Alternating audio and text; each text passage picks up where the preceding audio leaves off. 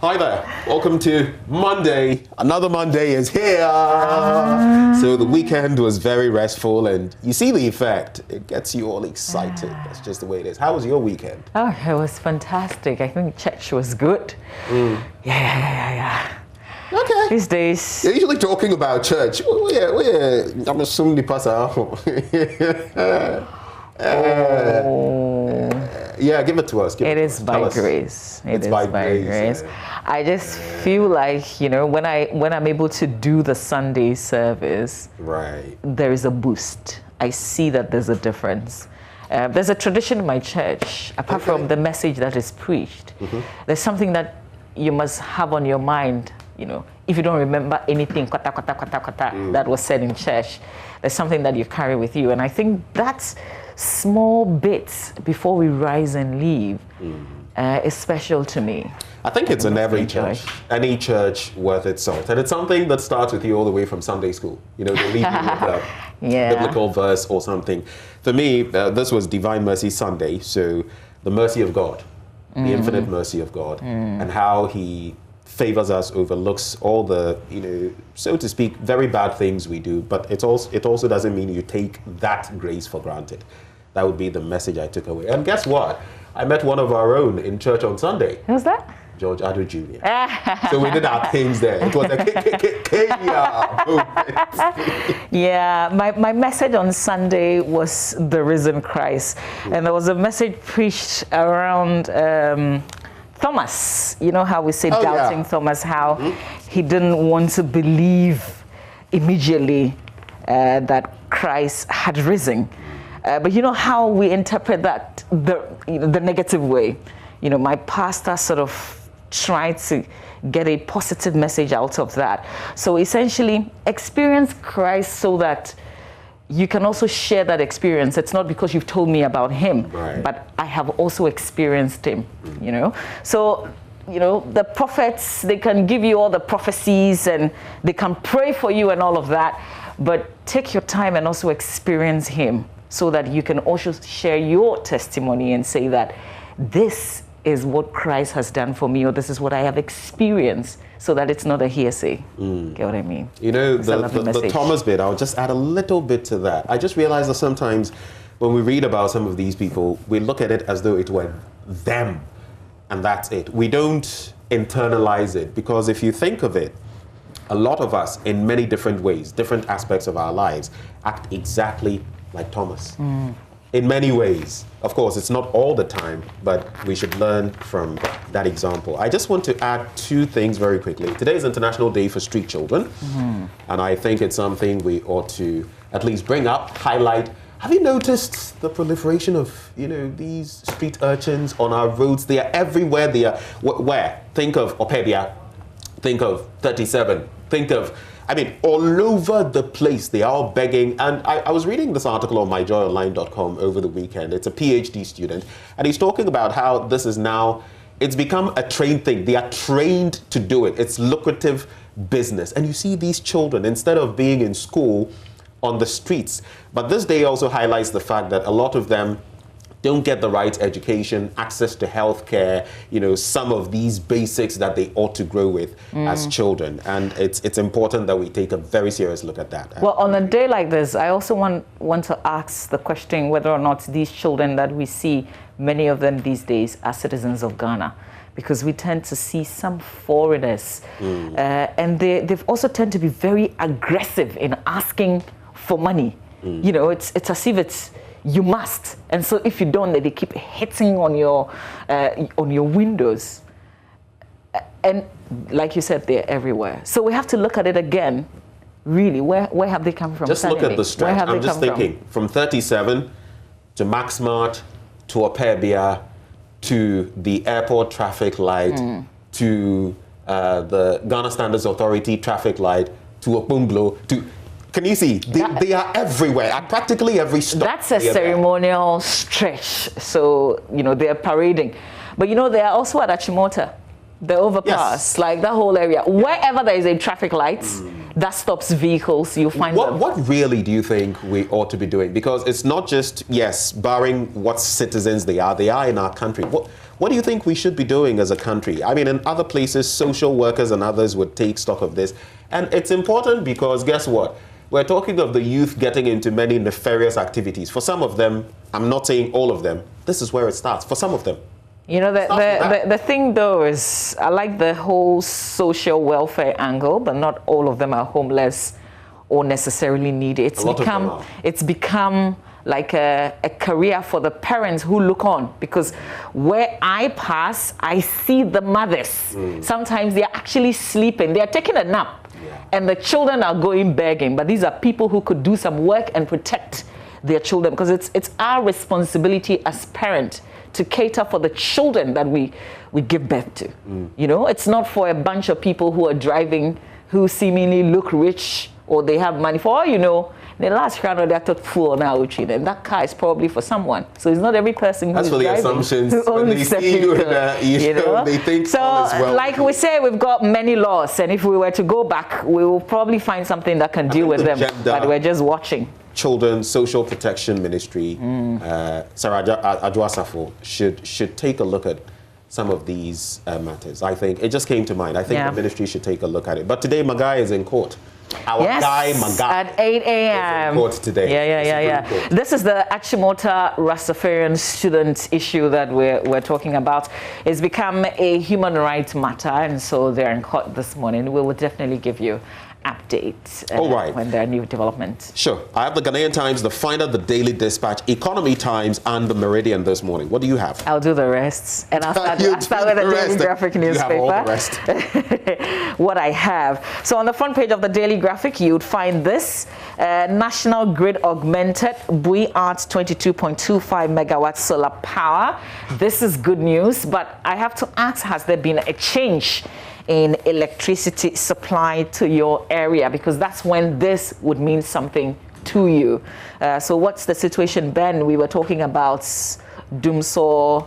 We've been pretty much talking about it just like every Ghanaian. So has the situation in your place improved? Well, thankfully, over the weekend, I enjoyed light throughout, and I'm grateful to ECG Gridco and all the parties that they did not snuff out. You know, at a point, there was a bit of fluctuation. I was like, but I didn't turn into an moment. So we thank God. Okay. We thank God. All right. Did you have power throughout? Yeah, I did. Great. I did. I mean, there was. I told you about the fluctuations. No, this is the low voltage thing. Yeah. It happened a few times, so that situation has still not been resolved. Right. Digital petroleum monitoring rakes in $1 billion Ghana cedis. They're still on the front page of the Daily Graphic newspaper.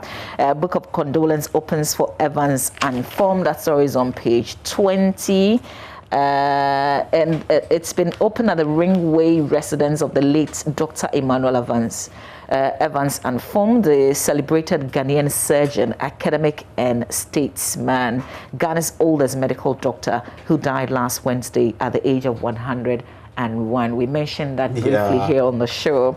How many of us are perhaps hearing about him, because he's passed. I pray that we did a lot, something significant when he was alive. We may not know. To at least we may not know with him.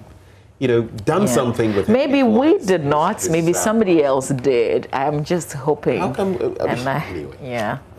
Outside his professional life, he served the nation by accepting public appointments, which he described in an interview, as the desire to serve the state in another capacity. Other than politics, as it is often described, by serving as the Commissioner of Education and Culture and the Commissioner for Health under the Armed Forces Revolutionary Council, led by the late. Because when I heard Commissioner, immediately I knew it was them days. All right, stop anti-worker practices. ICU leader tells employees. That story is on page 16, and it's raining heavily in some parts of the Greater Accra region. So if you haven't left home yet, please remember to pack the appropriate tools.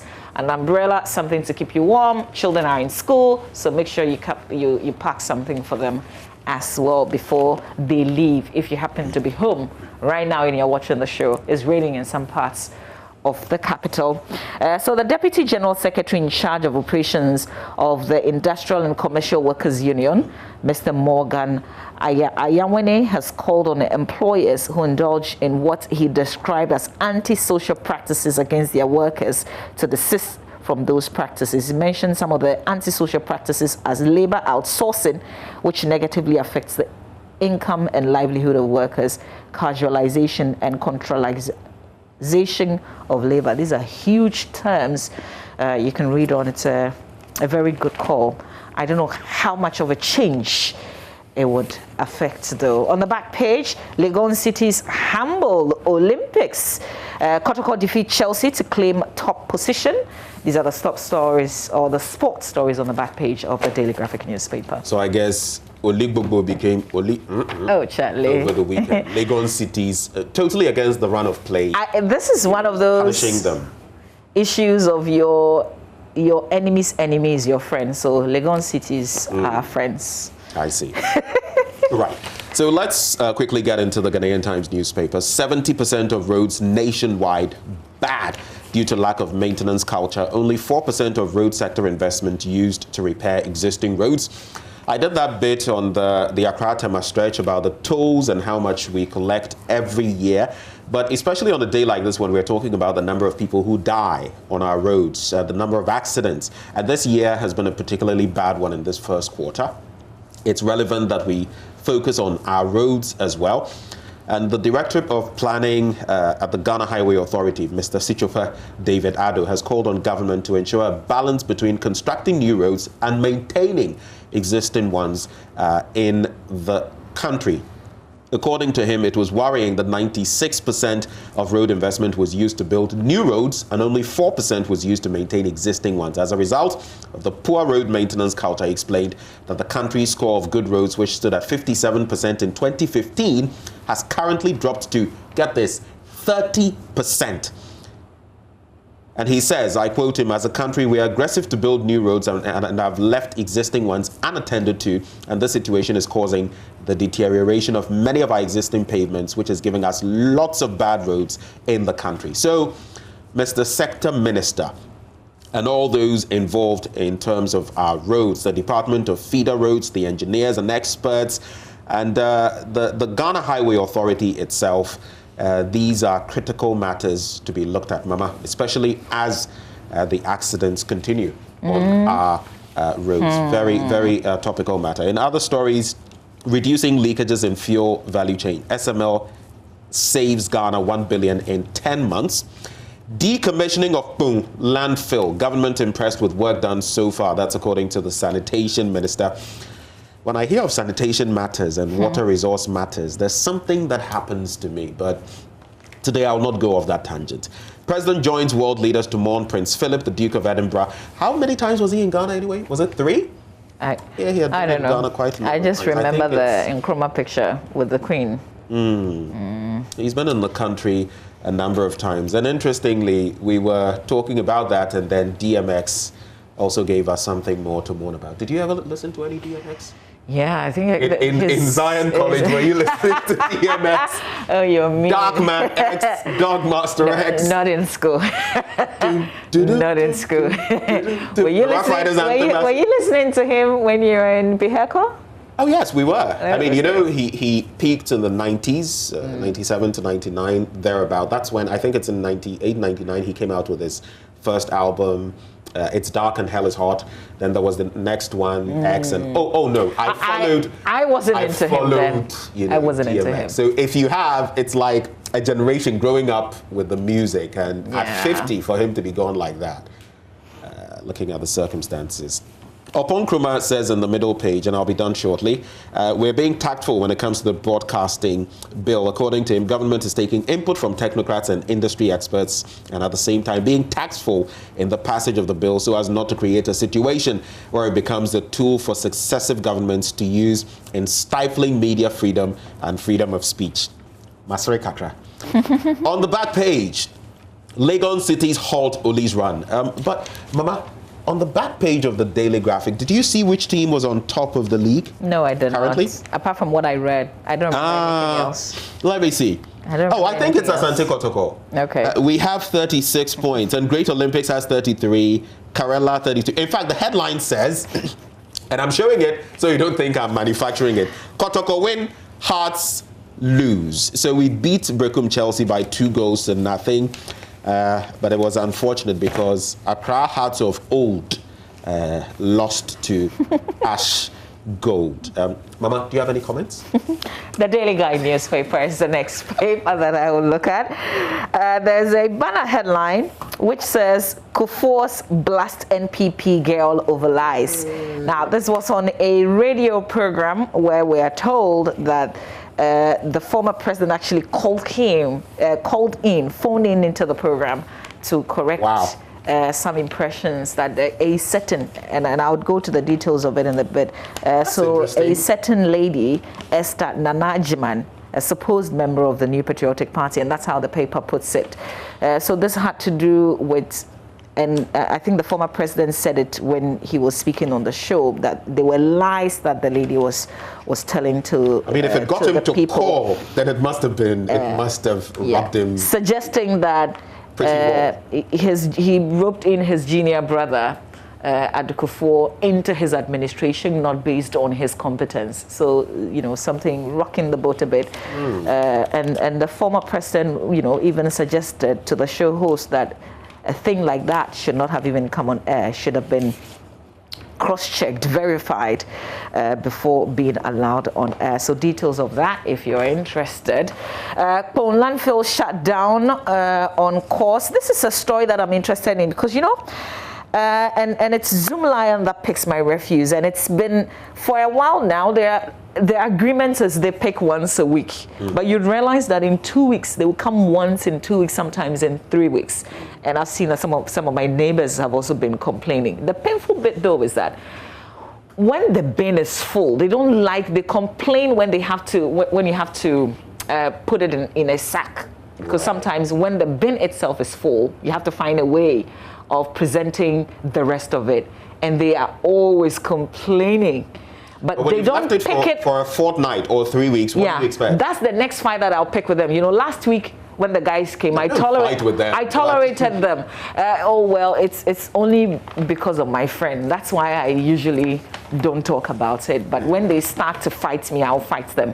Because if the agreement is you pick it once a week, you must. And if you don't, and I have extra, which is not necessarily sitting in the bin, you can't blame me for that. I'm sure if we're to open the phone lines, we'll have some of our viewers complain about the same issue. But one of my biggest concerns with those situations, I don't recall how many years back but there was a situation where they were not picking rubbish for a while, and it creates a lot of health hazards as well. Yeah, when you have rubbish, and mosquitoes will breed, other things, we are susceptible. We have COVID, it's enough. We don't need more than that. So, Robert Coleman, the reason I'm not saying all of it here on the show this morning. Coleman, what do you call it? Is it? One constituency, one turf. AstroTurf. Yes, sir.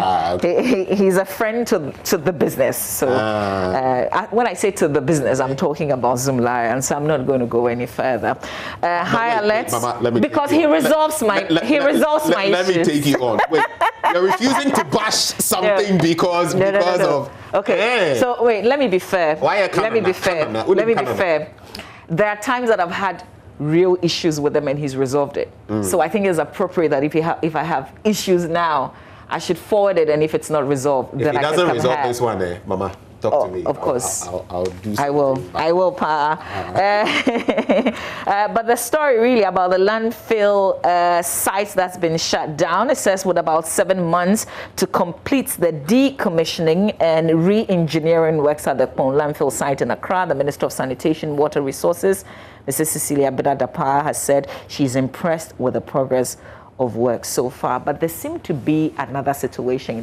There must be a reason why my refuse is not being picked up once a week. So we'll get into that. I'll see how many of our viewers are also suffering from that same issues.